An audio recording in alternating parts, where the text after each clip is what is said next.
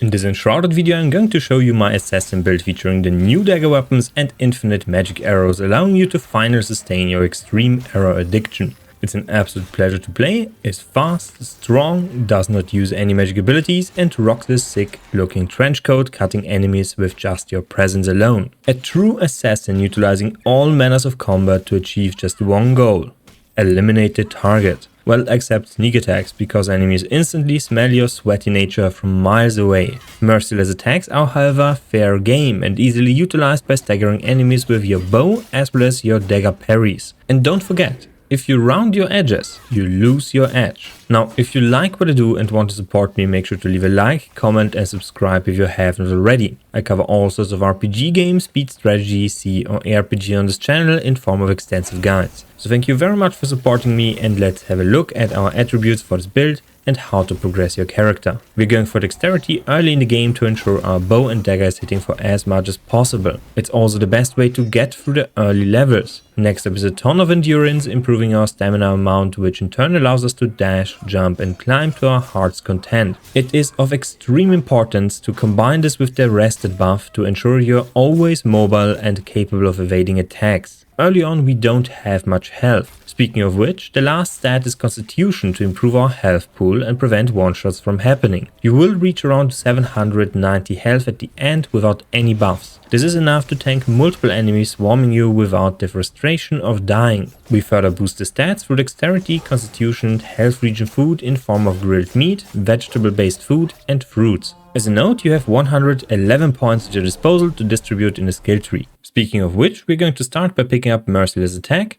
and then Sneak Attack. Go for Opportunity next to increase the more multipliers for both. Sneak Attack, however, is not going to be used all that much. Next, we're going to take a look at the Runner node in the Survivor tree. Pick this one up to increase your sprinting speed. Go for Wanderlust next to decrease the stamina consumption. Next, take a look at the Beastmaster tree. We're going to pick up the Poison Resistance nodes here and here. Then we pick up Slice and Dice as well as Dagger Master.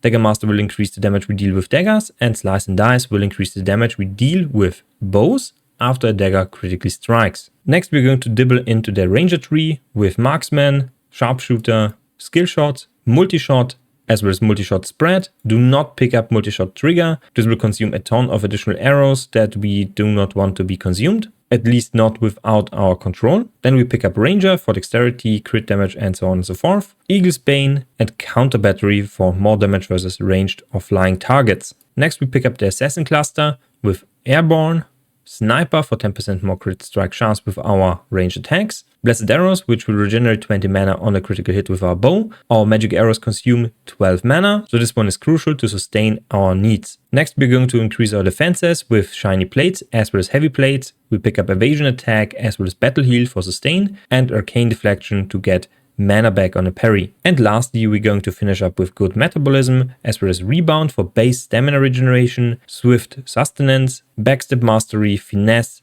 as well as Blood Warrior. On a Sneak Attack or Merciless Attack we will spawn orbs that replenish health. With this one that's 30%, that's really good.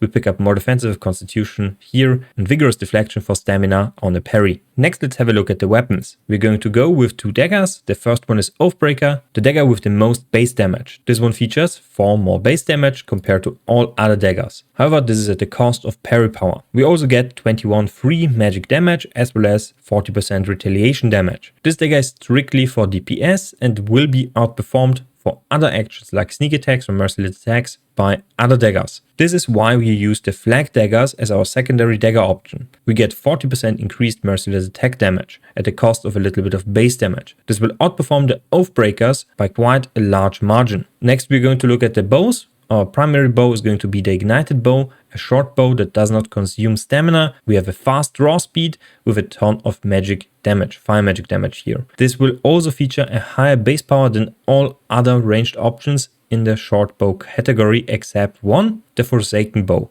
but this one deals less damage. Other options like the Willowwood short bow or the Shadowbane bow will deal significantly less damage. For burst damage we're going to use the Wolfsnarl longbow. Do not use this one if you are already engaged in combat. This will stun lock you basically all the time because enemies will reach you, attack you, stun you and you won't be able to do anything. The draw speed of this bow is too long to really use in combat. Outside of combat, to initiate attacks, this one is the way to go. For the arrows, we are going to use the explosive arrow for AoE situations, the stun arrow versus targets that use a shield. You're going to shoot the shield and stun them, opening them up for merciless attacks. Then we are going to use the Eternal Frost arrow for basically all the game. Once you acquire this one, you're going to use it, except for very rare instances where you're going to push higher tier content and you want to switch to the best arrows available. For this purpose, we're going to use iron arrows at the top end, not the poison arrows because they are a pain to craft.